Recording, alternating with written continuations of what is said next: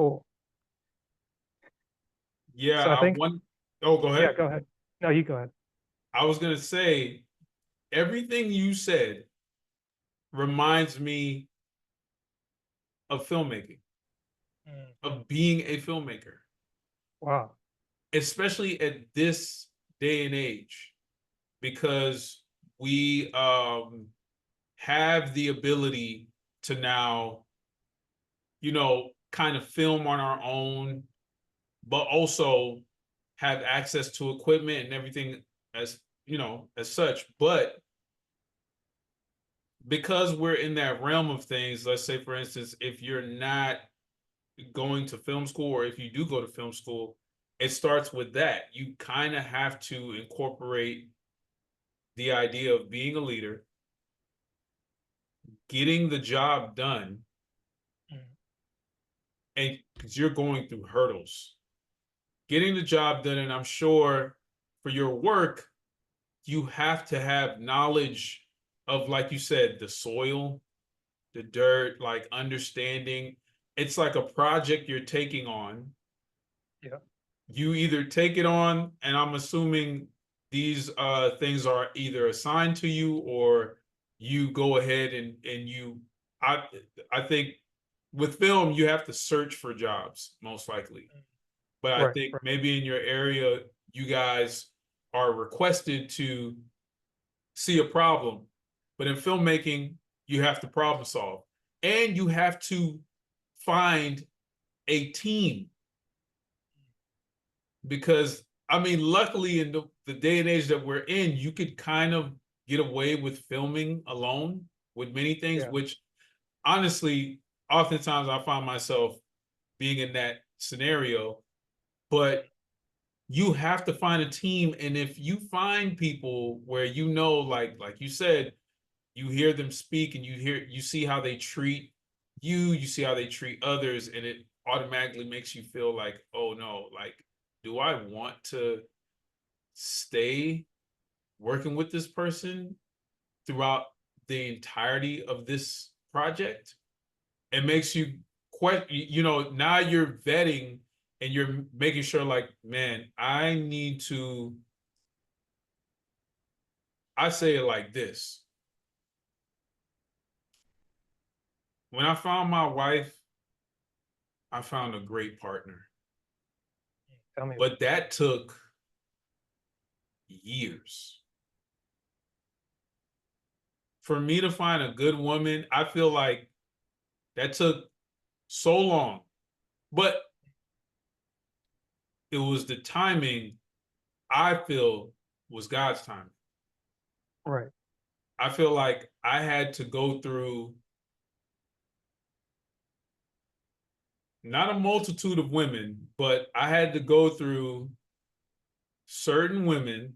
I had to experience certain women. I had to experience certain experiences, and they were mostly bad. In order to understand, first of all, how to be, and oh, is everything okay? Should I? oh, No, you're we're good. figuring Don't out mind. what's the best. Don't mind me. We're figuring out what's the best form. We Just were doing this earlier, troubleshooting. guys. This Listen, I don't blame you. Nobody would have known if you wouldn't have said anything. That's true. But it's okay to point these things out, man. I think it creates like the humanity of this. That's true. I was I trying not. think I was doing a lot of distracting things, so it's it's like all good. See, long story short, no. what you're Long doing, story long. Keep. long story long, I need to hear the story.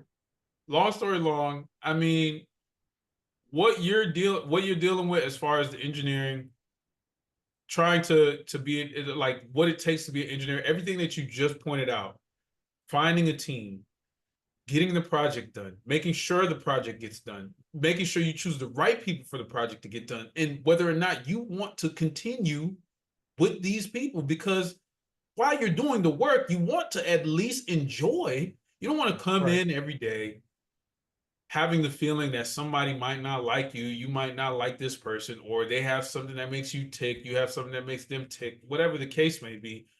Yeah. You want to be able to come in, do your job, feel good about the work you've done, and then feel like it's almost a release, of knowing that you put in like almost putting this pressure on yourself because okay, I want this to be done. If you're that type of person who puts that pressure on yourself, you want it to be done right and correctly and well in Right. order to get called back again for more work, which is going to be your sustainability through the whole process, making sure you do great work, people enjoy working with you, and the work is so great that they're like, hey, we want you to do more. Right.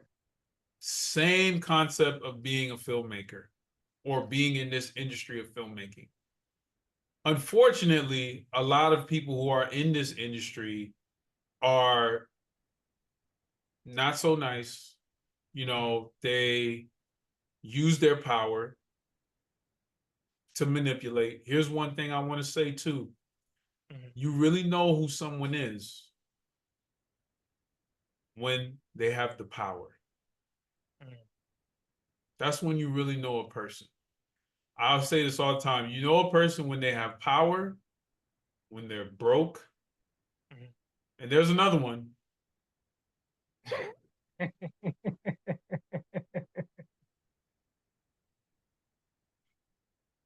I'm telling you, man, this camera, it knows me. It knows me Yeah. very well.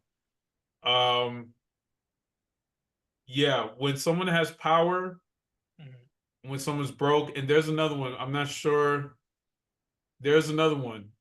I'm sure someone knows. Someone will comment or someone will say it, but uh, those are very, very huge moments. And when you can tell an individual, oh, when someone has power, when someone's broke, or when someone can't offer you anything, really. The way you treat someone who can't really offer you anything, you Mhm. know that's who you are in real life. So this is how you know an individual. If they have power, they will treat you as their personality. That's who they are. Right. When they're broke, they will treat you as they are. Mhm. And when you have nothing to offer them, they will treat you who they truly are. That's how they're going to come to you. They will come to you as they truly are. You have nothing to offer them, or if they have the power, or if they have nothing. Mhm. Sometimes when they have nothing, they put on a face. They'll, Right. you know, but when they're broke and they start to butter up to you, that shows a sort of reality Mhm. of what they would do or how far they would go to get something Right. Right. either they desire or they need. So the survivalistic nature of a human. I say all that to say when you're in this industry and you're dealing with people who have those aspects of themselves who or in those situations or in those circumstances, you see them Mhm. for who they are. You see them. And when they tell you that, when they show that side of themselves, Yeah. you have to believe them. You got to be like, yeah. And that's why I say, in this industry, it's a lot of that what can you offer me type of energy. Yeah. So a lot of it isn't necessarily coming from a place of, hey, I want to see you win. All of it is definitely selfish, which Mhm. makes sense because in terms of surviving, in terms of, you know, eating, in terms of being successful, you do have to incorporate some sense of selfishness because you have to be able to want to be preservating, if that's a Mhm. word, Yeah. self-preserving, or Mhm. self-sufficient, self-efficient. You have to be able to create these aspects of yourself, which require being intentional, of what you do, being disciplined, self-discipline, all these things. So it is important to incorporate those aspects. However, at the same time, you have to have humility to go far because, like I said before, what I feel is very important and what I feel is a responsibility of artists is to connect people, is to connect these ideas, connect with each other. And if you're completely selfish, we can't do that. And then at the end of the day, what is your art representing if it doesn't embody the idea of connecting, of creating connection and creating a better world for everybody to be a part of? Yes, I love the idea of creating art that's scary, that scares you. When I say scary, I mean a beautiful thing. I think Michaela Cole said this, but she said, create the work or write the work, write the story that scares you. And so what I hear from that is write the thing you're most fearful of to share to the world. Because I think there's an area of growth that can happen there. And I think what happens with us as people is we constantly want to be, I want to say acknowledged, but feel important, feel valued. And I think when we want to feel valued, it can skew our idea of what that looks like. And to many people, what that may look like is me, me, me. But the truth of the matter is, at the foundation of all humankind or anything good is, or anything that you find or any relationship is servitude. I don't care what anybody says. That's the foundation of it all. It's never about you. It's about what can you do for a person, an individual, a group, whoever else is there. Same thing, vice versa. And as we begin to move that way, that's how we can create a better system in any form of fashion. So you talk about the engineering. Engineering, they're like, you have the skill set, you have the knowledge. Can you help me? And you're like, yes, I can. Here we go. That's why you're important. What you do is important. Now, when I think about filmmaking, I feel like that's why our responsibility is to connect people. I think in this world, as much as we're connecting, we through internet, social media, and everything, it feels like there's even more of a disconnect than ever. I think people are very dismissive of others now. I think, and when I say that, I mean like you look at something like World Star or anything on the internet, you know, someone goes through something. Although we are in a space now where mental health is more vital and more valued than it ever was, which is great. I think we are in a better space. But you know, it's still callous, man. I think I went to the Miami Carnival the other day. I was with my wife. I was with a crew of people, and we were all like, you know, walking, and this girl, she like there's this it's a rail. There's a rail that's blocking like traffic from coming to the sidewalk, and the rails have like these stands underneath, and they're poking out to the sidewalk. This girl trips over the rail, and she almost busts her head. And you know, as she's like she almost trips over the rail. It was like, all right, you know, it could have been so disastrous. Everyone was just kind of like, yeah, let's keep going. You know what I'm saying? But in my mind, the way I see it is, she would have fell, busted her mouth, and people would have been like, "You okay?" And she would have kind of looked at them like hurt, and they were like, "Let's keep the party going. All right, DJ, all this stuff." And I feel like that's where we are in the world sometimes.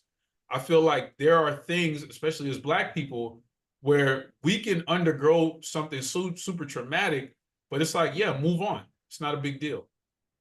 And I think sometimes we got to take a step back a little bit and kind of analyze situations more for what they are, and not just if it's trending in the at the moment, like Right. between the Trayvon Martin and George Floyd thing. You could say like, yeah, it was very impactful, and it created us to have a voice and everything. But in some lights, you could almost say like, in many ways, that could have almost been a trendy thing instead of being Right. something Right. real. Mhm. And back in the day, I feel like it wasn't a trend. When you Yeah. think about the era of the Martins and the Malcolms, you know, when 19-year-olds were doing stage sit-ins and not going to the cafeteria and eating, these were like high schoolers. Right. There was no trend. It was like, yo, we really not eating. That's a different type of level of togetherness and community Right. and connection. Mhm. Now we're in a space where it kind of it will dwindle. You know, it's Yeah. here today, gone tomorrow. It's like future shock. You know, there's Yeah. a book called Future Shock, and it talks about like how things have gone from being very like uh stable and set in place to now where it's like it's contemporary, it's feeble, it's quick, Mhm. fast, like nothing's long lasting how it was before. Right. So, you know, I know I went into a whole tangent, but all that to say, man, in this industry, we have people like that. In this industry, we have to move sort of like how you move as an engineer, you Mhm. know, and your job is way more important than ours. I'm gonna just put it out there like that. It is indeed. People can argue with me all day. If we Yeah. look at life for real, Mhm. your job is highly important, is highly valuable, and obviously, it may not be the most popular in pop culture, Mhm. but that doesn't matter. In real life, reality, Yeah. very important, very valued to the people who really know what's up. Very Right. important, very valued. But we do live in the same space as far as that is what it takes as a filmmaker. You got to know, okay, I need to find the right team. I need to find people I want to work with for the long term. I want to be able to do this job so well, Mhm. care enough about it so well that these people keep calling me back. People want Right. me to continue, and I'm highly regarded. And it all takes that. It takes all of that. And another thing, what I like about what you do is that you are essential in a sense, necessary. Hurricane happens somewhere where you are, south of Yeah. Here Georgia, recently. It, power two. goes What? out. Yeah. Who they calling? Obviously, electrician, but Right. Right. you're in that umbrella. You're under that Yeah. umbrella. So you're very important, essential. Yeah. You know what I mean? So I think this goes to the topic of what we're talking about today. When we talk about finances, Mhm. developing a sense of wealth, all this stuff, Mhm. I think the most important thing is being of service, like I was talking Yeah. about before, For servitude. sure. Yeah. Servitude is very important when it comes to wealth. Right. Being of service and being a need Mhm. is the most valuable thing all across the board, especially if you want to survive, if you want to be wealthy, rich, and you want to have a sustainable life. you have to be a person of service. Yeah. Especially, and here's the key thing, to rich people. So if you are someone who can develop a skill that people need and you can be of service, you win. Me, I know how to edit, write, direct, like I said, multi-hyphenate, but I prefer to be called an artist. But if we're thinking about it, if people in the world are like, I have this, but I don't have this. This person does this. I'm a writer, but I need a cinematographer. I'm a writer, but I need a director. I'm a cinematographer, but I need an editor. I'm an editor, but I need a colorist. All these things. I'm like, oh, I can do that part. I can do that part. I can do that part. So imagine, same thing with you. Right. Engineer.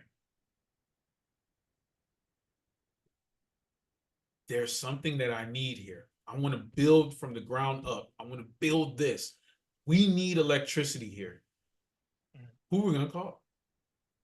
Not the Ghostbusters. I know that I walked right into that one. But that to me is the thing. People talk about, oh, hard work, all this stuff, and that's important too. Yeah. But wisdom and intelligence will tell you, be of service. That's how you can easily step your way into becoming a person who has wealth, riches, all these things. I can tell you right now, I was working as a tech assistant or technical aid assistant at a film school. I was getting paid 15 an hour, 15, 16 an hour.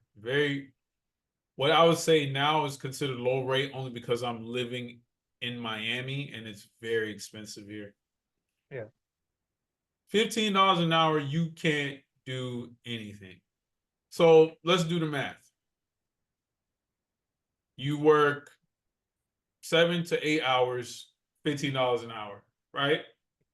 Right. Let's say you work 5 days a week. 15 times 8, what is that?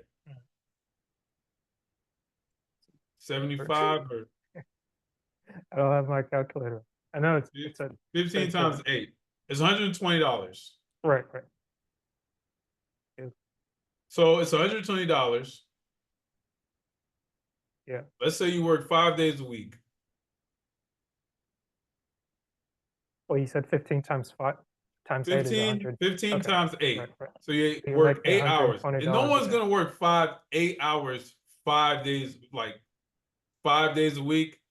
Yeah. Because what's 8 times 5? It's 40 hours. Well, if you work a full-time job. Right. So that's all your life. To get 8 hours of sleep, maybe. You get 8 hours of work, and you get 8 hours. Well, if you're not driving, I mean, if you just magically appear to work, that's 8 hours. But if you're driving, that's another whatever amount of minutes, could almost add up to another hour. Right. If you work close, if you work far and you're stuck in traffic, maybe that's an hour, maybe 2 hours you can add on that. And then you have the rest of the time that you have at home to maybe learn a skill or do whatever else that makes you feel good. You know what I mean? Right. And chances are that's more than likely what you will do. Happy hour, go eat at a nice restaurant, maybe stay at home, play video games, watch Netflix, and binge a series, whatever the case may be, right? And these things don't equate to any like self-improvement, but it is self-wellness because you're doing something for yourself, which is good. Right. So imagine you work that. You're doing a job. You're just doing a job. Yeah. 40 hours a week. 40 hours a week. 15 times 8, 120 Times 5. times 5, that's $600, right? Yep. And then times 4 for the month. $600 a week. Yeah. And you get paid bi-weekly, whatever the case may be. So that comes out to $1,200. This is all before tax, Yeah. right? No problem. You are going to be called by your boss. You're going to have to deal with things. You're going to have to deal with people. You're going to have all these things, whatever the case may be. Boom, boom, boom, boom. I used to work at this job. I was not working a full-time job. I was working part-time. I was maybe getting 30 hours a week, $15 an hour. The average rent in Miami is $2,500. $2,500. So you get 600 every week. Now let's put 600 times 4. That's 2,400. That's 2,400. Yeah. Average rent in Miami is 2,500. You're barely working to live. Or 2,400 before tax. Right. You can't afford to live in Miami for Can't afford. $15 an hour. What can you afford? What can you afford? Nothing. Yeah. So I realized this. I was like, well, and what we were, it was 20, our rent was more than 25. Jeez. So I saw this and I was working as a tech aide. I was at this job. This job, you know, I knew I had more skills. You know, at the time I was developing my writing. I was developing everything. I went to the dean or my boss, and I said, "Hey, I would like to be considered to be a teacher's assistant to the writing professor." They laughed.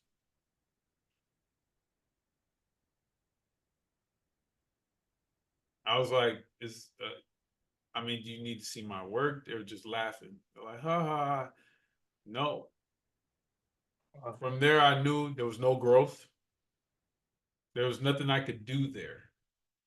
So there was an opportunity. This girl, she hit me up. She was like, "Hey, we're looking for editors." She's like, "We've seen you edit. We want to do a test run with you. So let me do a quick test run with you." They paid me about $250 to $300 for one edit. $15 an hour, 8 hours, $120. Yeah. One edit that took maybe 2 hours tops. $250 to $300. So I said, "Dope. Y'all got more?" She was like, "Yeah. In fact, if you could do 5 of these every week, that would be great."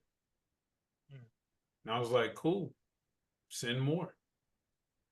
I'll be of service." Yeah. That changed the game for me. You know why? Because of math. Yeah.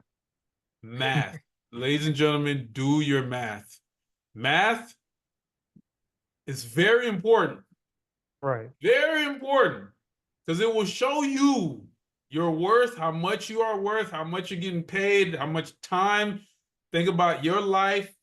Think about the time that you're putting in, at the places that you're at, the people that you speak to. Everything is math. I didn't realize this until that moment because I did the math. I was like, how much am I getting?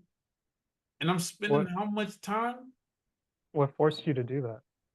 Or what got you to doing that? Like, was it just Honestly, it the was the pain of, like, the 250.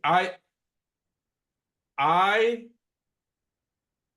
something happened where I don't know when it was, but something happened where I was like, I don't have enough time. Why? Mm. I don't understand. I don't have enough time to do X, Y, and Z, X, Y, and Z, X, Y, and Z. I feel stuck at this place. Why? Right. I say, okay, let me do something. Let me do time management. If I go back, I'm looking at everything. I'm looking at my time sheets for the job. Okay, I work this day, this day, this day, this day. All right, I only have enough time to do this, this. I really want sleep. At the time, I wasn't sleeping much. It's like, man. And I was like, hmm. I started comparing this job to where I used to work. Mm. So I was like, I used to work at this job. I was getting this much a week. Well, I was getting this much bi-weekly. And then now I'm getting this much bi-weekly. How much was I getting a week? Once I said that, that is what sparked the rabbit hole.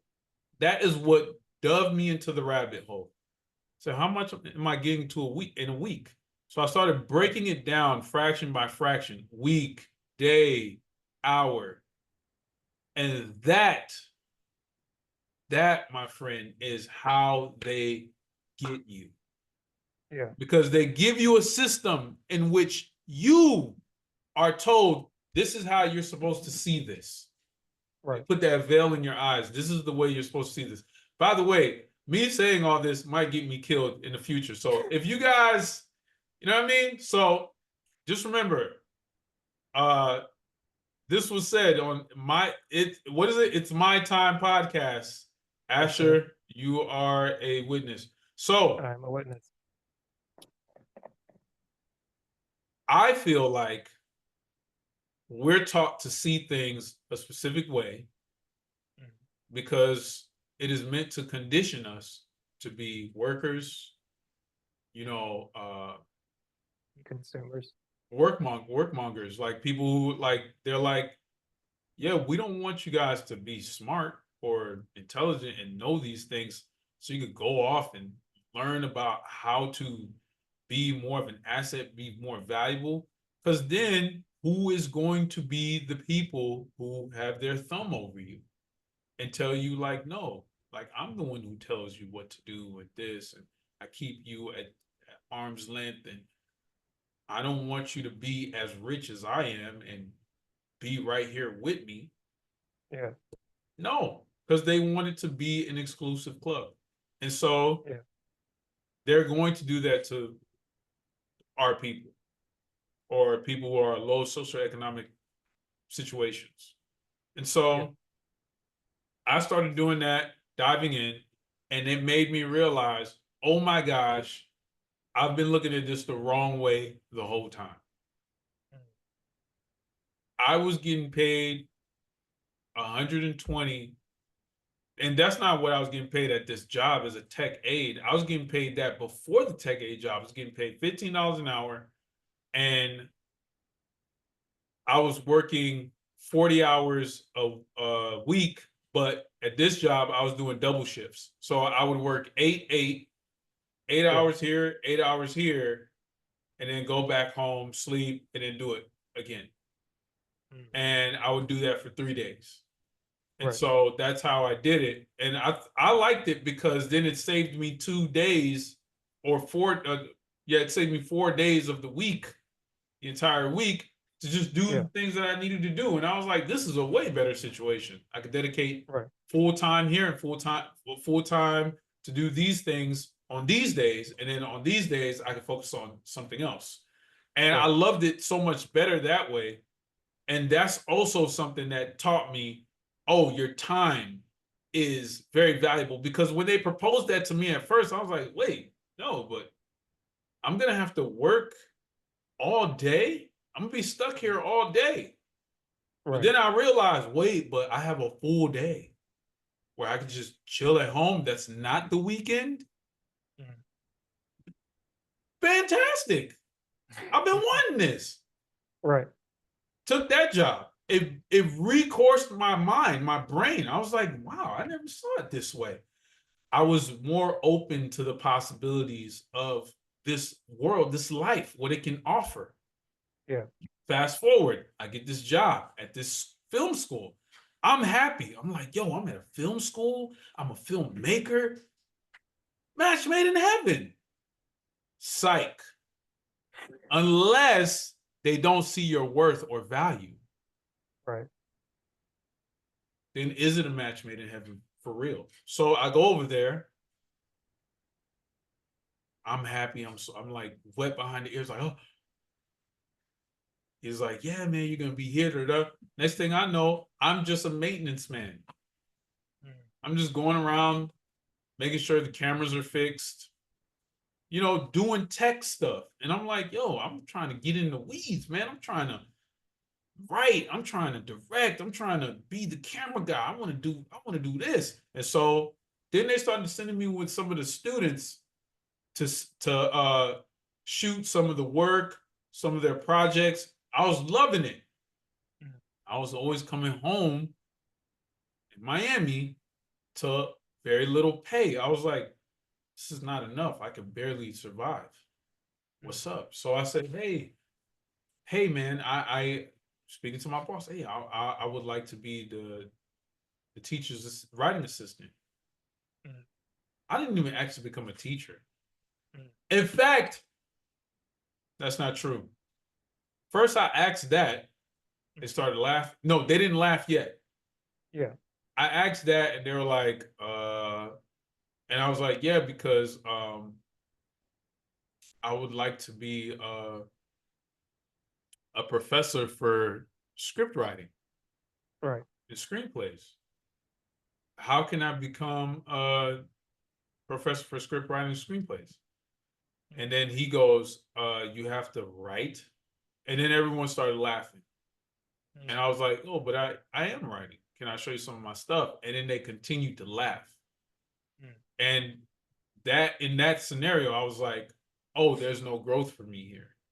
I need to figure out how to get out of here. That's what made me step into looking at the finances, looking at how much hours and time I was spending there. And then I did the math. I calculated how much I was getting paid a day. And I came to the conclusion, oh, that's how much it is. This is after I got that job to edit. I was like, that edit was like a few hours. It was like one or 2 hours. And I got 250. That's double, more than double of what I get in a day here. Yeah.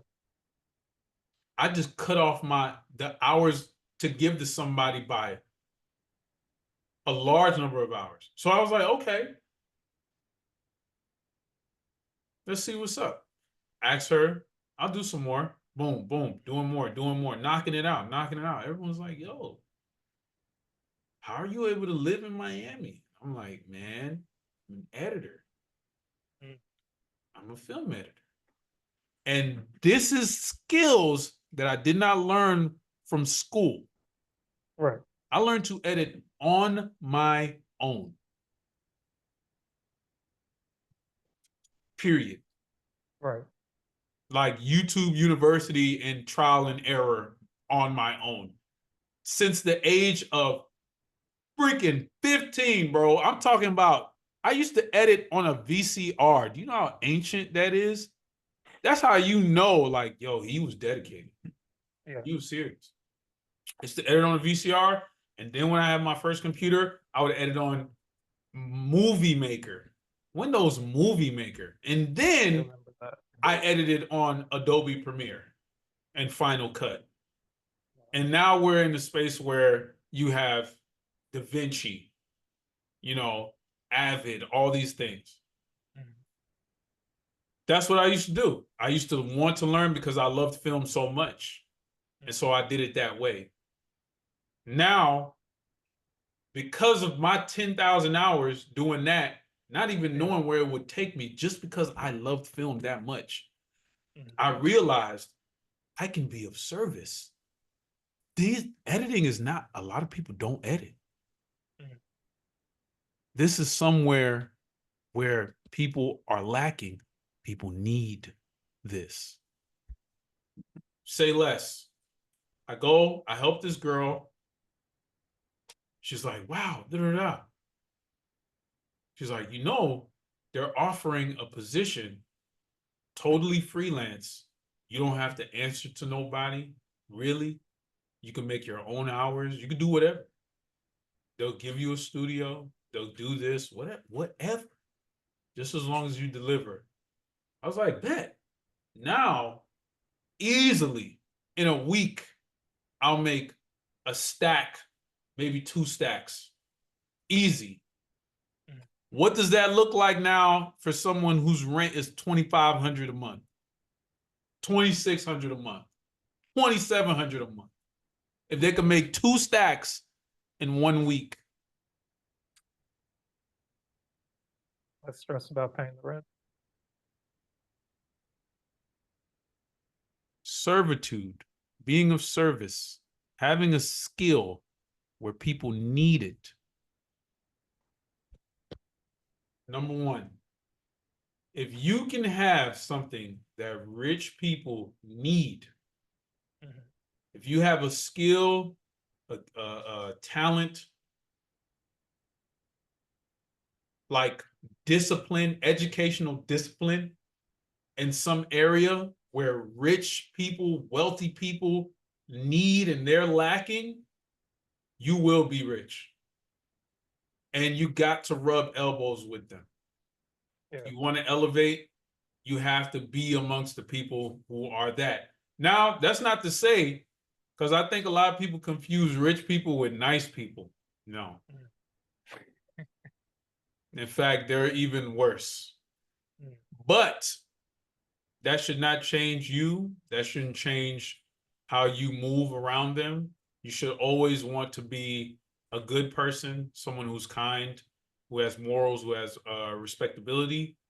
Because when you are entering those spaces, you want to be able to uplift and bring someone else up who is trying to better themselves and be in a space where they can become wealthy as well. You want to show them, like, hey, someone who looks like me can help someone who looks like you. You look like me, I can help you. Mhm. But oftentimes that's not the case. We've seen it before. There's a lot of people who look like us who are in those spaces and they look down upon, the people. Broken glass theory. You know what I'm saying? They look Yeah. at you and they don't feel like you're worth it. They don't feel like you have value. And that's where you have to make sure that you walk into these rooms, you walk into these spaces where you already encompass that you belong there. So aesthetic is important, optics are important, making sure you look the part. I think Willie D said it. He goes, you got to be ready for the show.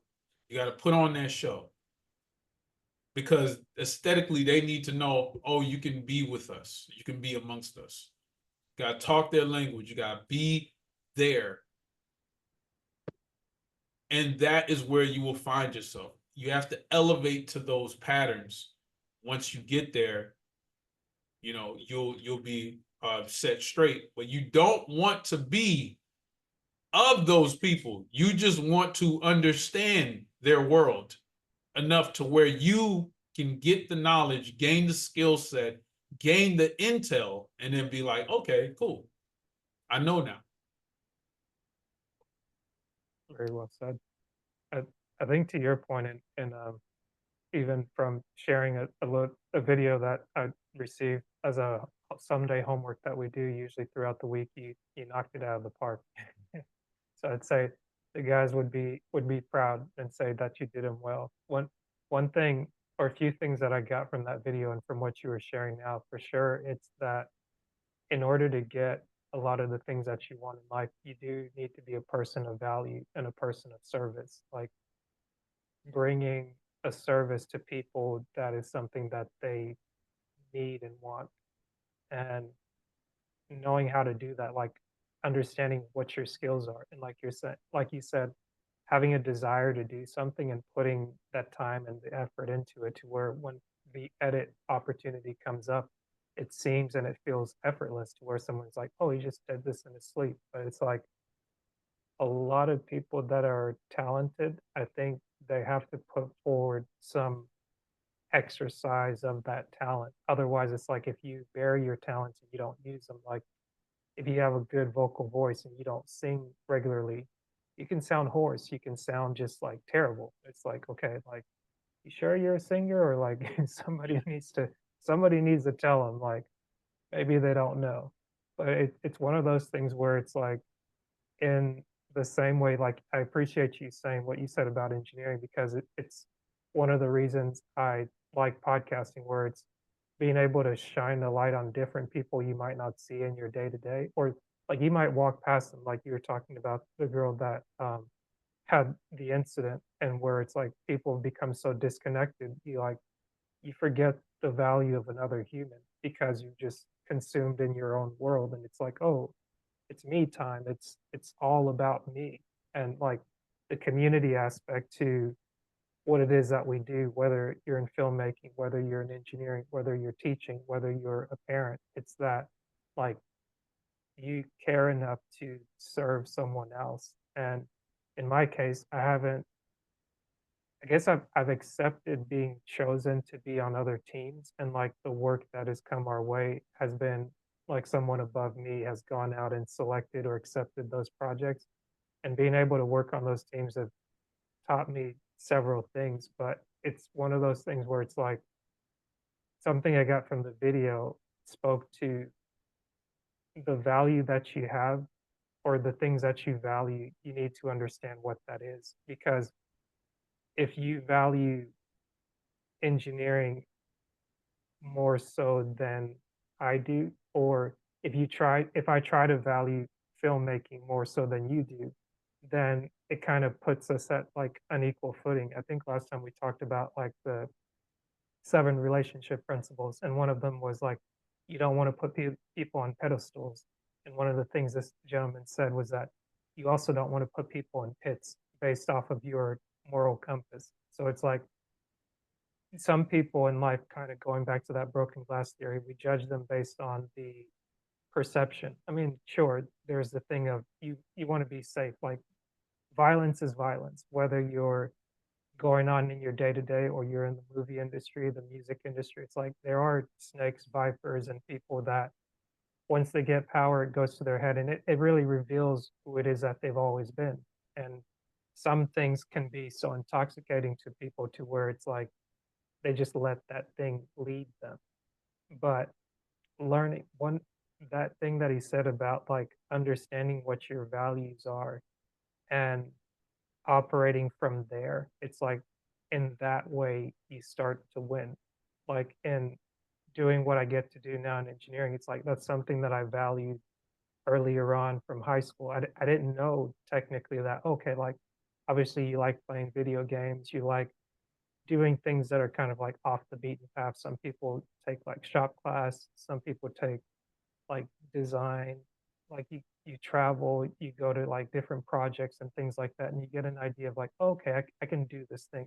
Maybe I'm not as smart in math as like the class genius. I'm not the valedictorian or so, but it's like I do okay in there. Like when I apply, when I study, when I kind of shut down the noise, not allowed to watch TV growing up. So it's like I don't have a lot of like social distractions and things like that to get in my ear to program me. So it's like thankfully I kind of had a guided a guided direction where it's like, okay, I had the privilege of not having all that noise dealing with. And the more I keep trying to like catch up on social things and like, oh, what's this in pop? And it's like, oh, it's like a smoke screen. So it's like a lot of this isn't really real. And then when you realize that, you see the importance in understanding yourself, or the importance in reading, understanding what books you can read and what you can get from certain books or what you can get from YouTube, and watching like different people interact and be like, oh, I didn't know this was possible. Like so many people have the idea, like you said, that math is hard. And it's like, what's hard about it? Like, yes, there are harder maths like calculus, but knowing 1 plus 1 or knowing how to multiply, like addition, multiplication, subtraction, division, those 4 things are not rocket science. And like that tells you how your time is spent, that tells you where your money goes, that tells you where your money comes from. And someone said something today that I found was so powerful was that during an election cycle or during an election year, irregardless of who's in power or who's looking to take power, the stock market goes up at least 10% because you have people that speculate and they get out because they're like, oh, this person's going to ruin the country. And it's like, no, over time, over 70 years, you can see all the changes. There's always the consistency of what the market does, which is we buy and we sell goods based off of speculation or based off of what we use. Like people are always going to use, um, people are always going to eat. People are really into electronics now. So you see the businesses that are in tech or the businesses that grow and just kind of shoot off during the pandemic. You have money being made hand over fist, while at the same time, other people are prevented from doing work where they can't make money. And it's like, okay, well, more people started podcasting, more people started saying, okay, if I'm being forced to not do the thing that I can do that comes naturally, I have to adapt to feed my family. I have to adapt to learn something else. And a lot of people really leveled up in a way, and other people weren't as fortunate. But I think to your point, there's a lot of waking up or coming to where it's that once you kind of get fed up of some things in a certain season and you decide for yourself that, okay, I can decide what I get to do next. It doesn't stop at my education. Like I was told I could do this, but now that I can decide to do something else, or I can think, I really don't like the position that I'm in, something has to change. And like being able to look at your life over time and time again, and it's like you didn't know how to walk when you were first born. You had help along the way, but it's like it's something you had to do over and over and over again. But it's like the older you get, the more you're fed negative feedback over and over, and you're just told what you can't do, what you can't do, what you can't do. And it's like, okay, well, what can I do? Who can I serve with what I can do, and how can I do it more effectively? Like just the simplicity of that, and really being able to understand, like, man, I get to have this conversation with you today. I was like, man, this is gonna be a good day because like you wake up first thing. One thing I started practicing is like getting in a daily walk, and even whether I wake up at 3:30, not on purpose, or sometimes I'm woken up. It's like it's 5:30, 6:30. It's like, okay, let me go out, go for a walk, spend some time. And then it's like I'm not doing anything fancy. I'm walking maybe 10, 30 minutes and then having a dialogue. And sometimes it's like it's a lot of venting, so to speak, but like learning how to like speak out loud, learning who to talk to, and like trying to make that consistent practice. And then you put in there exercise like stretching. I was looking up something for ankle pain and I was like, why does my ankle hurt so bad?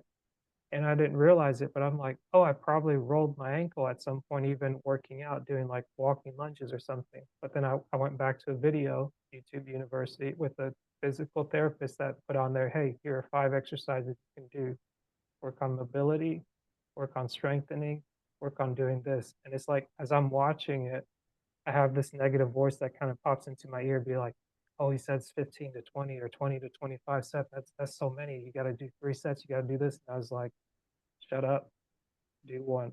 Yeah. I'm like, 1, 2, 3. And it's like, oh, it's, you're not going to get there. You're not going to, it's like 5, 6, 7, blah, blah, blah, blah, blah, blah, blah, 10, 11, 12, 13, 14, 15. And it's like, slow it down. Okay. And it's that like whatever justification or whatever excuse may have been said here, there, like at that time, it's like none of it mattered because my mind was set on, I have this problem. I looked for the solution, I found the solution, now I'm going to apply the solution, and I'm gonna apply it all the way.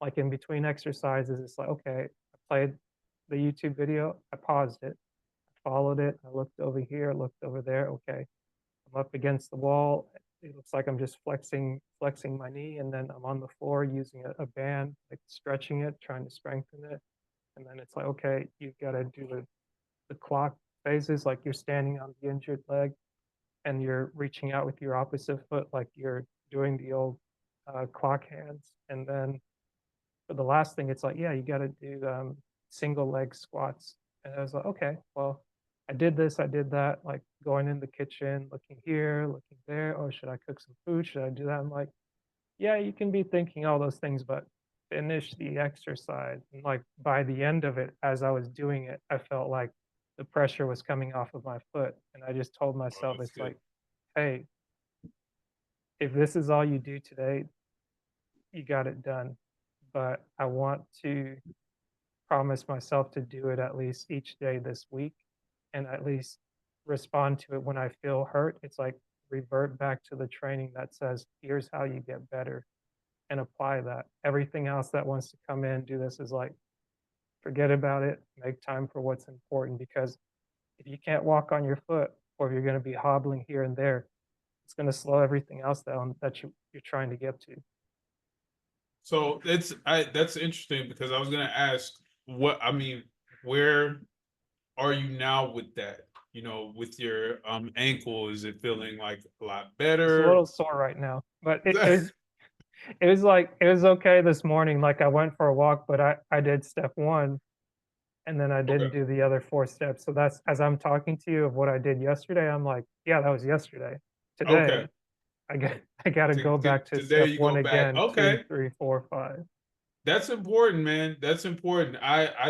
You know, just to speak on a lot of things you said, man, that were very good. I mean, when we talk about math, that's very important, and I think it's one of the basic human necessities um, that is needed. And then when we talk about service, being in service, servitude, I think Yeah, a lot of people know how to be in service when they're in need of something. mm, But how can you be of service when you're not in need? I think will equate to where you will be in the future when it comes to your life, your survival, your finances, everything, even your yeah, relationships. In fact, I'll take it even further. The most valuable or most significant commodity that you will have in this life is the relationships you have with people, period.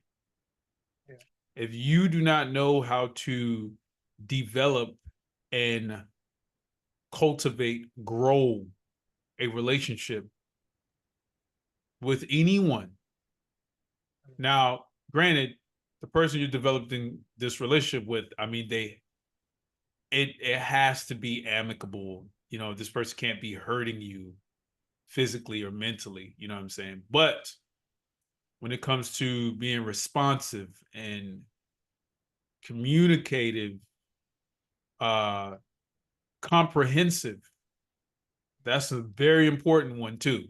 Because you can communicate all day, but if someone does yeah. not understand what you are saying, it doesn't mean a thing.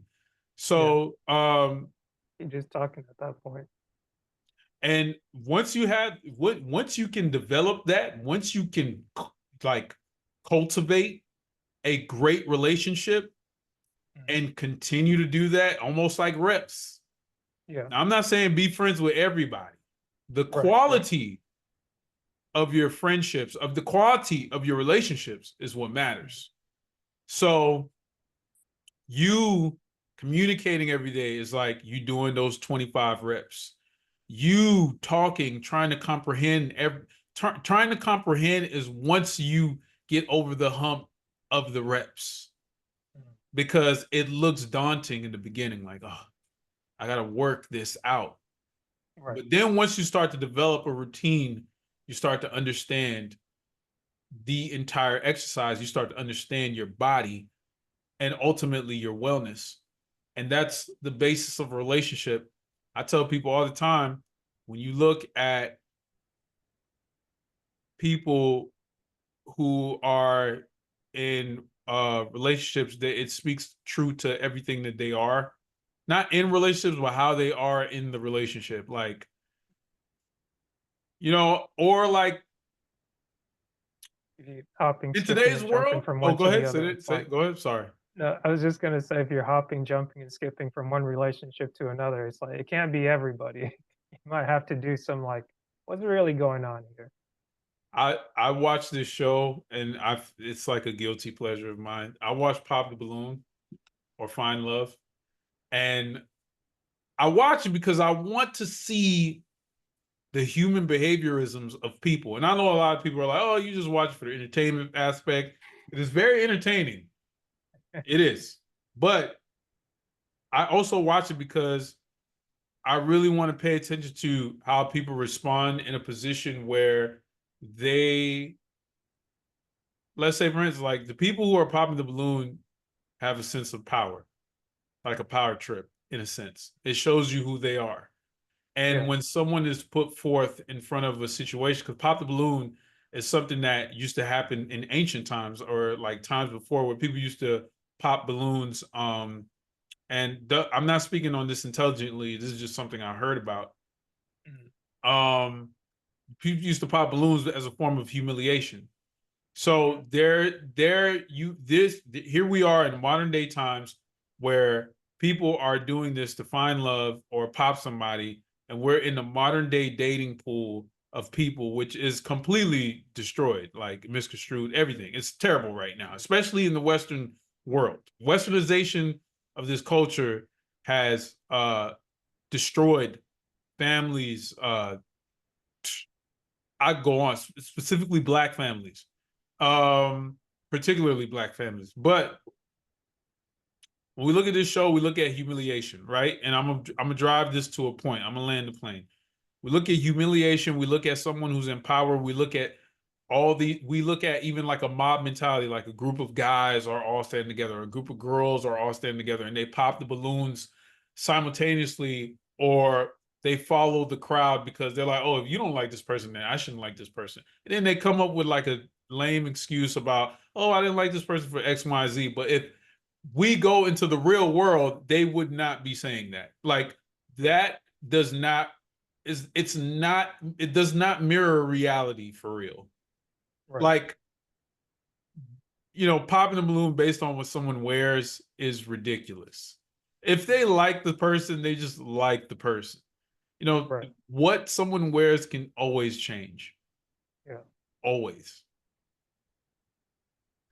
Buy new clothes. It's as simple as that. There's nothing Right. crazy about that. But they're like, oh, this guy's not my type, da, da, da. They make these trivial reasons. And what that tells me is that even before getting into a relationship, what this person is thinking about is what can this person do for me? And a lot of times what I see, and I don't want to make this a man versus woman podcast, Yeah. but when we think about men are taught to be of service to women. Mhm. Very young, open the door, treat them nice, pay for them, do this, X, Y, Z. We already have it in our minds encompassed that, oh, yeah, around a woman, this is how I should treat them. I'm not saying this for every man in the world, but as a general rule of thumb, this is what we're brought up to believe, right? Right. So a lot of women aren't brought up to believe that they should service a man. Mhm. I'm not saying this for every woman in the world, because I'm sure Cameroon women, Haitian women, Mhm. certain women in Africa, certain women in Jamaica or the Caribbean islands, West Indies, whatever the case may be, are taught to be of service of their man, or maybe some young girls see their parents and how they are. If it's a two-parent household, woman, husband and wife, they see how the wife is treating the husband, da, da, da, X, Y, Z. Yes. right? I'm not taking that away. But in the westernized culture, that's not the case. There's a lot of princess mentality. Hey, me. And let's take it even further. We are living in a consumerist. I hope I'm saying it right. Consumerist or a consumerism society. That is the Western world. That is America. America is about consumerism, capitalism. And they are saying, pay me. But the way they're saying is, you need this. Mhm. If you go without this, you're going to be missing something. Mm. A lot of women are taught to think about themselves. Hey, Mhm. you need eyelashes to look beautiful.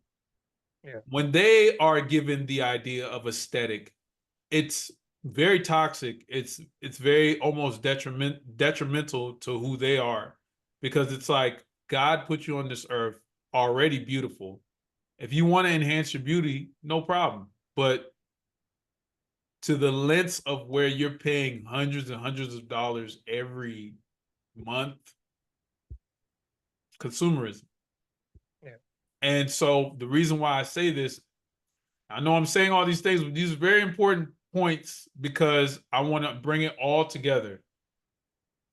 You have consumerism, you have these things happening, and they're being told, hey, you know, if you don't purchase this, if you don't buy this, if you don't get this Birkin bag, if you don't get this Prada bag, if you don't get that weave and look like Beyonce or Kim Mhm. Kardashian or get a BBL, Mhm. what are you worth? Mhm. And that's not true. None of it is true. Yeah. But it's me. Right. Here's where I say this. They dress themselves up. They feel good about themselves because they Mhm. have followed that crowd. They have followed that, oh, this is the valuable crowd. I want to be here. I want to be valued. I want to be acknowledged. I want to be loved. Mhm. Even if that means I won't get a man. Even internally, if I want a man. And a man, the same thing with a man. He'll follow the crowd. This is where they're being valued, even if it doesn't get him a woman. And I'm talking about a wife. Yeah. Same thing with the women. It doesn't get them a husband. And they're like, but I have my friends. They're all bad bees. Mhm. I look good. This, all this, that, and the third. But then when they hit their 40s, their mileage is long. They're no longer desired the same way. And it's like, how can I build, like, a man will look at you and let's say, for instance, he is now wealthy. He has grown it to be a man of service, understand himself, do all these things. Now, when he looks at you, he's going to look at you like, how can you bring about coming to my life as an asset versus a liability? Because Yeah. I'm going to be serving you, but are you going to be serving me? Right. But when people think about I'm serving you, think about that word. To Yeah. the westernized mind, Sounds like a dirty word. it sounds like a dirty word. Serving you. I'm not your slave. Submission? What? No way. I'm independent. I can do what I want. I have my own thoughts. I have my own mind. I make my own money. Where's all that money going?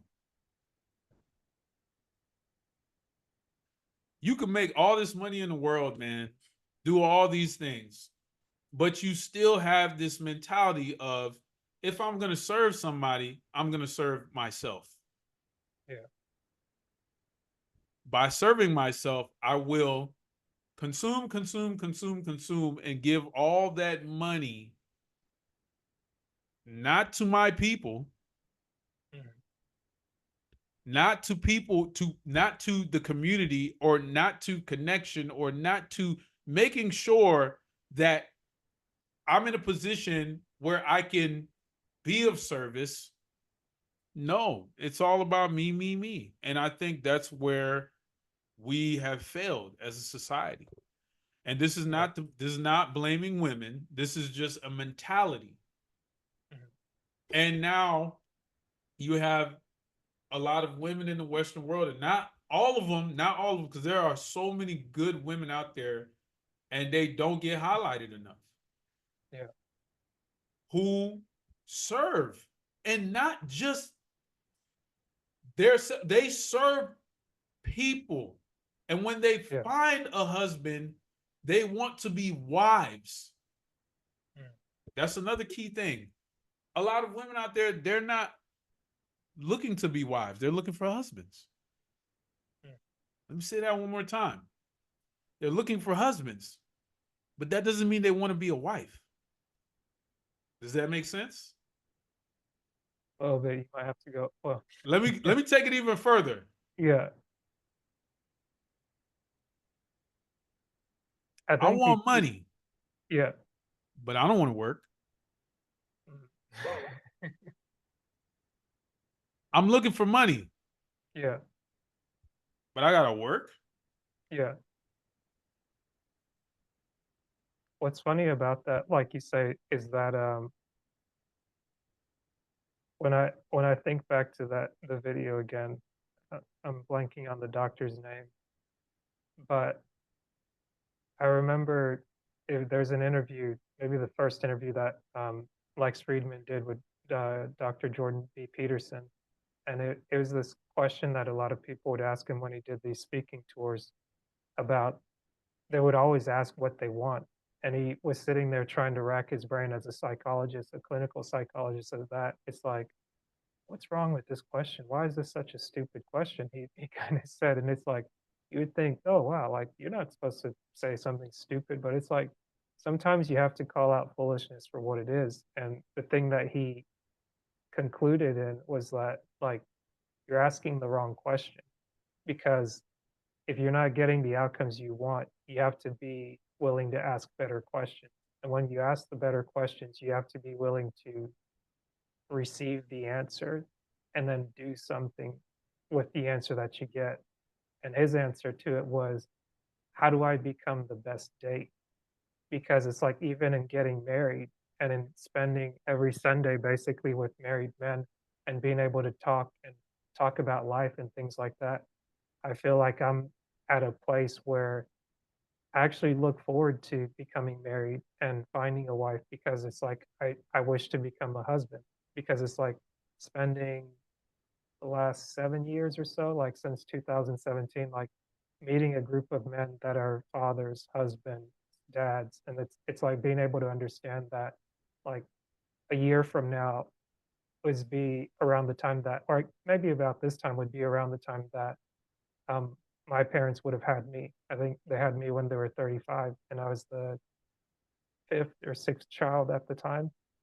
And it's one of those things where you think about like the value that goes into um, bringing a child into the world. Like maybe nowadays, like people might overthink it, and it's one of those things where you look at, oh, my parents didn't do this, they didn't do that. It's like they kind of did the best they have of what they knew, and to think of the sacrifice that parents, whether it be mom, dad, in different ways, each person brings something to the table. And it's that like mom gets a lot of love because having to put your body through the trauma of childbirth 7 times, it's like, it's no small thing. But when I talk to my mom, it's like that was kind of one of her dreams, where she wanted to have a family and she wanted to have 7 kids. And it was that when she went to school, she went to like a girls' boarding school, and it kind of had a little bit of a westernized element, because like Cameroon was a colony, like a French colony. I think it kind of got passed around like a lot of Cameroonian countries get passed, or a lot of African countries get passed around, like through Germany, England. But I think France kind of won out, like with it, like it did with most of West Africa. But in learning essentially what people would consider wife school, it's like learning how to cook, how to keep homes and things like that. she eventually became a teacher when she finished up with her schooling and got married, I think around 22, 23. And her and my dad, they've been married maybe 45 years. It's not something that's Yeah. like, it's just perfect. It's like, yeah, yeah, yeah, fun story, fun story. Yeah. It's like through all of that, there is the lessons that I'm starting to learn as an adult and like starting to leave behind the child mind, but at the same time being able to take what it is that I can learn from it and start to apply myself. And for me, honestly, it's like I've been a pretty selfish person, even though like I've been given opportunities to serve. And it's like when I heard in the video, it's like the best way that you can become rich and wealthy is that you have to figure out how to serve the most amount of people with your gifts, talents, Yep. based on your values.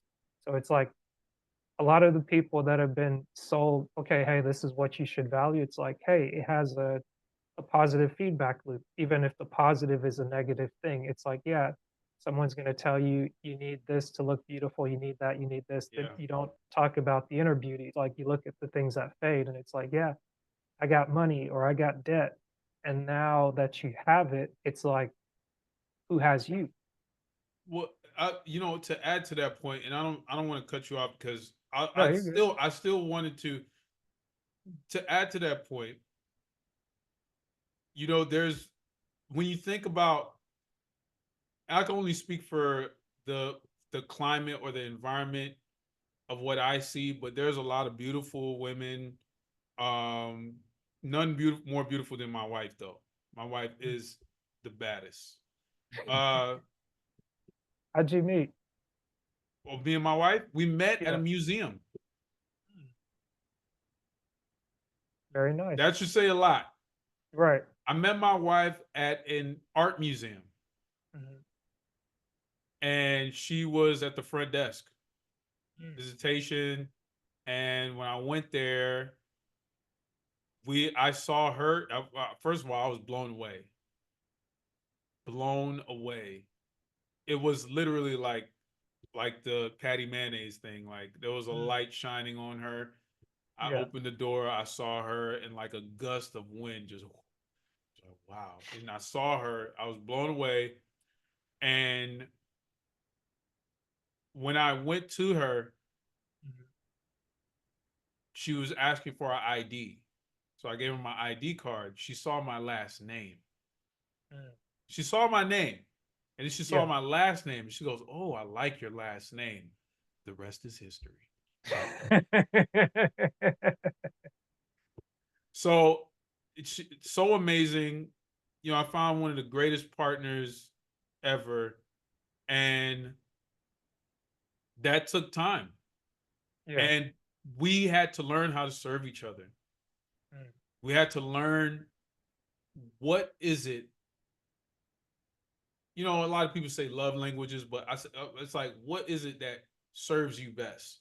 That can Yeah. bring the best out of you, makes you feel happy, makes you feel growth, makes you feel better as a human being, as a person, to then serve me in ways that I could be better. Mm. That's how it works. Right. The betterment of each other. So even when we walk into the world, we can help people because Mm. our foundation is solid. Right. It's nothing but growth and healness right here. And I think a lot of black relationships, and I'm speaking particularly of blacks, Yeah. it could work for all relationships, but a lot of black relationships, that's where it needs to start because right now we need Mm. to all start in the foundation of healing, especially because we have broken homes, a lot of broken homes in the black family, especially black Yeah. American westernized family. There's many broken homes. Yeah. But I think to the brokenness, and part of the reason Yeah, I kind of cut you off a little bit is that no problem. like you're highlighting things that are true and right. But I think a lot of another thing that was said is that what you focus on grows because it's like I think with the start of 2020, maybe it was 2020, like with the pandemic, like Kevin Samuels was very popular. But I think people missed his message in a way, but a lot of people got it. The people that wanted to get it was like, okay, if I'm not finding the things that I want, I've got to change my approach. But other people that wanted to keep living the life that they were living because maybe it wasn't the time for them to hear it yet. It was like, ah, who's this old guy? It's like, let me find ways to keep discrediting him and poking at this and poking at that. But it's like either around the time that I found out about him, I've learned of people like Jason Wilson, and that's out of Detroit, and the work that he's been doing out of the cave of Adullam, working with black men, working with young boys, and saying, okay, hey, things like writing a book like Cry Like a Man, and trying to express that like men are multifaceted, and it's that it you just have I don't know if I'd say he just so happens to be black, but it's one of those things where it's like you can learn from anybody, and seeing more and more examples of people that are black and making their way in the world is something beautiful. For me, it's like I'm never gonna be able to deny that I'm black, even though, like, going through Yeah. school, people try and take your black card, whatnot, and I'm like, "Okay, funny enough." Like, initially, it bothered me, but after a while, it's like, you grow up and you get over it, but it's that, like, the statistics and things or whatever it is, like, the optics are the optics because, yeah, you're speaking to a lot of things that are very true and that, um something should be done about them, and I think you're doing something about it in a way to where you in making the decision to get married with your wife, it's like you're a new example of a potential successful black family. And it's like in learning that service is something that matters, you're now driving an example by your example and by your action. So not just in word alone. So I don't want somebody to watch and think, oh, this person's just talking at me. But it's like, no, okay. Also hear what it is that he found. Like hear how he had to change his approach, hear how he had to see the reality and the work that he was doing and why it wasn't working for him. See how he still tapped into the talent that he had in his teenage years and being able to be accessible, being the person that he is, staying developed as himself. Because it's like, if you weren't who you were, or if you weren't continually doing the editing, when that opportunity came, if you didn't do it well, they wouldn't have called you back and they wouldn't keep calling you. And then you couldn't call yourself an editor and a filmmaker and this and that. It's like you could be there talking about, man, like they laughed at me and that was it. It's like, no, Yeah. you went like Mike, you went like MJ, like I took it personal. And it's like you Yeah. did something about it. So I think, I, just the, no, I'm glad you said that because I think that's how all of my life has worked. I remember real young, there was this guy, he used to tell me, Francis, you always take things to heart. He always used to tell me that.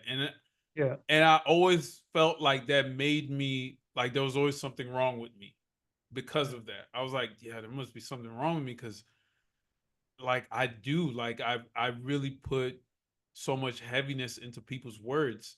But yeah, I think also at the same time that helped me be in a position of where I am because I care so much about yeah, healing black families.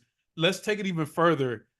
yeah, I'm so much into that to the point where I want my daughter and my son to mm, be examples of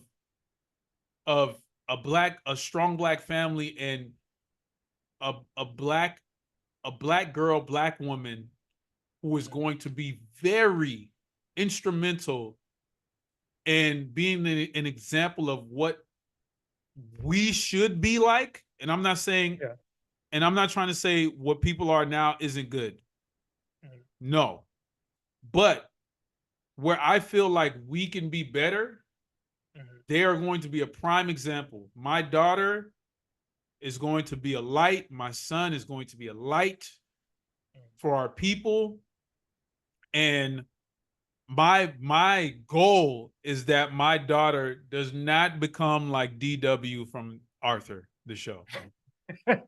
I take that personal. Yeah, I am like gung ho about her not becoming like that. yeah, And um just to add to the point from before, I've seen a lot of women who dress themselves. They look beautiful. They make themselves look beautiful. The makeup, everything, consumerism, all this stuff. Mhm. And then I see a lot of them going into the trade of real estate or Mhm. something to the effect of something else, right? Yeah. That is not necessarily a skill of theirs, but they know because this is where the market is and this is where they're going to get a lot of money to then Right. live the lifestyle that they want. Yeah. That's what I mean by me, consumerism. Whereas you Yeah. have other women out there who have a skill set like being a makeup artist or actually or being something of someone who's like a book collector, so they want to create their own library or Mhm. all these amazing things that don't get highlighted at all, and there are women Right. out there who do that. So I sent a him this, lot of what we have on TV and on YouTube does not mirror our reality for real, but there are yeah. women out there who do these things and they actually are looking to be wives, Mm. to be of service, to find areas where they're like, oh, you know what? Yeah, I want to help out. I want to be able to help the community and make this bigger than myself because there's a future here that I want to play a part of. I'm a piece of a puzzle. It's not just about me. Right. And this is why I say these things about being in service. And when I say about Pop the Balloon, when I'm watching a show like Pop the Balloon, I listen to all the answers Mhm. that these people give. I listen to all the questions that these people give. And one of the biggest things is like she says this, and obviously they have to answer is like, what do you look for in a man? Mhm. What are your deal breakers? What are your this? But a lot of the times that's exactly what, to your point of what you were saying, are you asking the right questions? Yeah. How can I be a good husband to you? How can I be a good wife to you? How can I be a good date to you? Sometimes I hear the guys or some of the girls, some of the guys and some of the girls, they'll ask this question: what do you look for in a man? Or what is it that you, and I'm like, they're asking the right questions. But then Yeah. we gotta pay attention to the questions that the other people ask. And if Yeah. their questions are fully loaded and it's all about themselves, Mm. then we know that there's a problem there. Can it be fixed? Absolutely, 100%. Yeah. Am I saying it needs to fix a person? No. But I'm saying if you want something to grow, and this is back to the point of the relationships, and I Yeah. say this about romantic relationships more because that is when you're at your most intimate and most vulnerable. These are the Yeah. areas of yourself where you really have to tap into an area where you must be of service and you are challenged on your service. Yeah. You're challenged of whether or not what you're providing is proper for the Mm. person. So now you're challenged and you're told, hey, this is not what I want. These are the things I want. These are the things I want. And now you're Mm. challenged because now you have to face this fact that, okay, I always thought I was a perfect person. And this speaks true to a lot of the people that I grew up around, Mm. specifically men who were never told about themselves or never were checked. A lot of Yeah. women who weren't told about themselves, never were checked. Now all Mm. of a sudden, someone's saying you're not so perfect, Oof. that you have to work on yourself, that you have to work on these things. What do you do with that?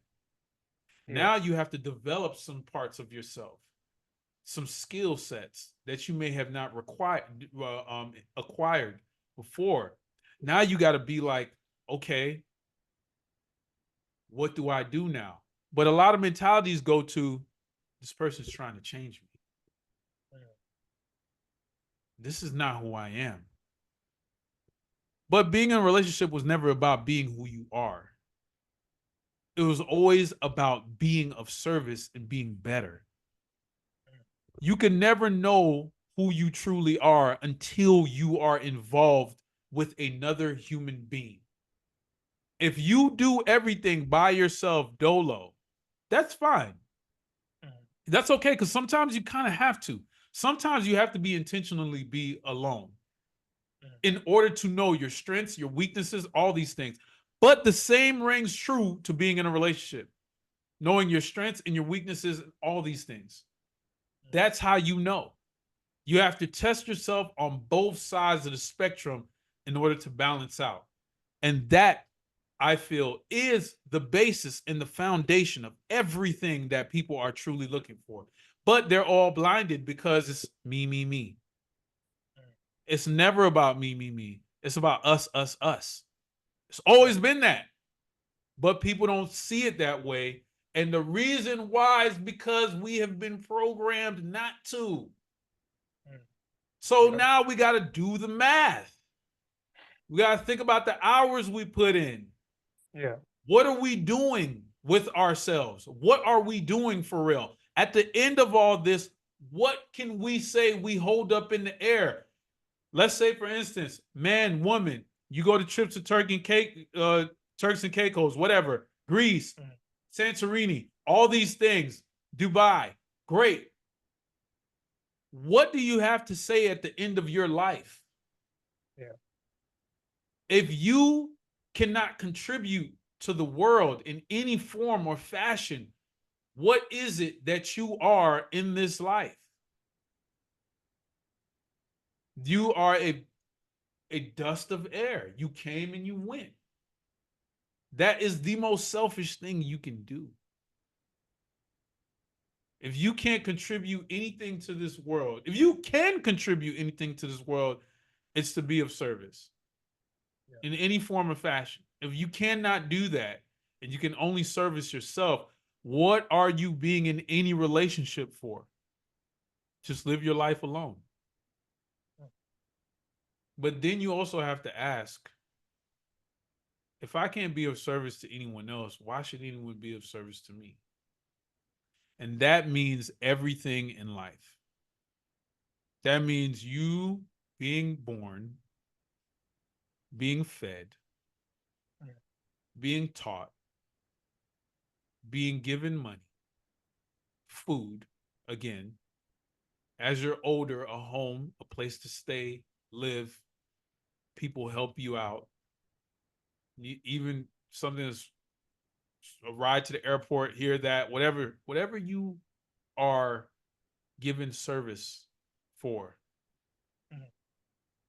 If you can't do that, and I'm sure sometimes you have to be selective, sure.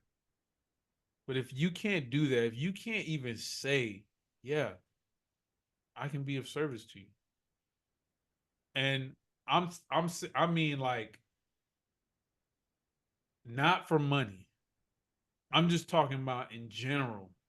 If you just don't have that in your heart, and everyone should, then I would say that is where you can have a great future. You can have a good future where you are self-indulged, happy, all these things. You can have all that. You can have all those things. But in result, it won't equate to anything. It won't equate to love, passion, future, anything, nothing. All will die. There's nothing to be harvested. There's no fruit, nothing. And if that's where you want everything to end up being, it's very irresponsible. And how better are you than slave masters or Hitler or anybody? The only difference between you and a robber is that at least the robber told me what they were going to do before they took whatever they wanted away from me. At least they were honest enough to be like, I'm robbing you. And when they robbed me, they did it because more than likely they were poor, or they really desired something that you had. But the only difference is that at least they told me what they were going to do, and it was quick and painless. There's a possibility I might get killed. There's a possibility I might get shot, but at least I'm aware. I'm aware. The people who think about themselves and just themselves, they hurt you. They hurt the community. They hurt the future of all living beings, and they don't know it because that Kendrick Lamar said it best. Even a small lighter can burn a bridge. So, yeah, those are the villains of this world. I feel. I went deep. Hey, No I Diddy. needed it. No. Oh, Jesus. Oh, jeez. No, but Uh, I think that's those are all the points that I wanted to drive. But yeah, I think you did very well to drive those points because that's needed. I think we struck a good balance of highlighting the symptom, the underlying cause, and also pointing to solutions and, hey, here's a way out. It's not just we're not just finger pointing and saying, "Oh, here's what's wrong with the world," and then we just go back to our beautiful lives and just be like, yeah, they'll get it worked out or they won't." It's like, no, like it is really a pain point, and when you're able to speak on it and also do something about it actively, it it really breeds more life to it. Like you don't really have a lot of darkness in the light. Of course, there's always like I heard this recently where it's a symbolism thing, and a gentleman was talking about why I guess the Christian faith is built on like Saint Paul or it's either Saint Paul or Saint Peter. I think it's Peter. And he kind of talked about like the symbolism of what Peter represents as like someone that's called to do the will of God can also become the person that opposes God in that like if you're called to something higher than yourself and you answer the call, that's good. But because you're called to answer something that's higher than yourself, the moment you start to go against your calling, you're now the enemy and you're now the thing that has gone against the very blessing that you've been given. wow, And it's that wow, it kind of goes with that yin and yang symbol where it's like there's always a little bit of darkness in the light and there's always a little bit of light in the darkness. So yeah, it's like the way that he explained it, it's Jonathan Paggio, and how he talked about it is that symbolism isn't necessarily something that's good or bad. It just is.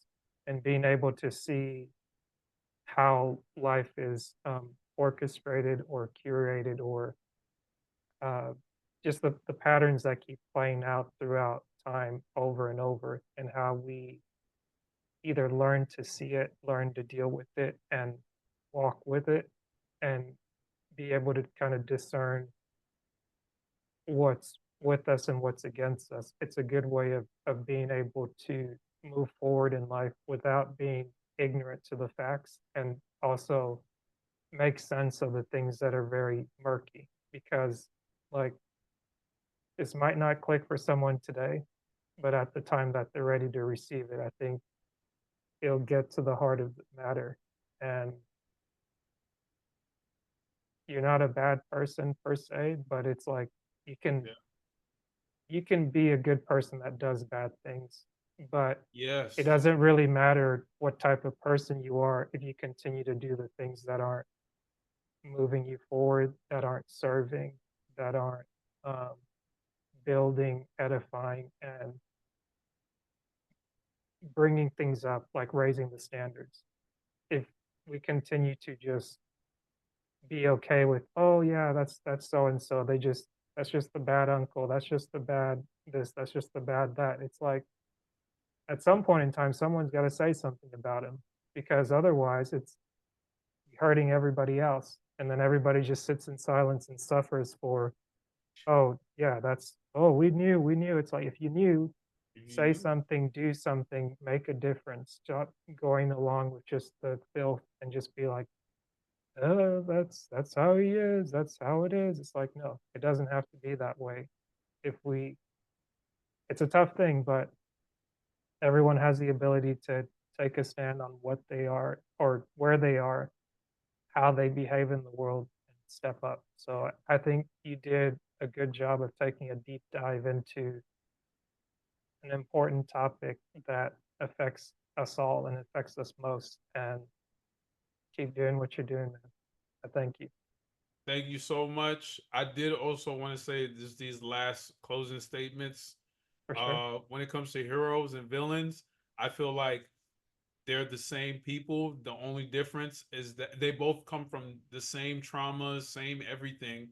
The only difference is that one chose to hurt people the same way they've been hurt, and the other ones chose to prevent people from ever feeling the same pain that they've ever felt again. And my mission for my films and the series and the content that I make is to show Black love, the foundation of a Black family, and Black community togetherness in very healthy and healing ways. So that's all I have to say. Thank you so much, Asher, for having me on here. Thank you again. I hope we can do this again. And For sure. I hope there were some great sound bites and moments in this that you can utilize. But yeah, I'm very thankful, man. Always grateful. Thank you. Likewise. Thank you, Francis.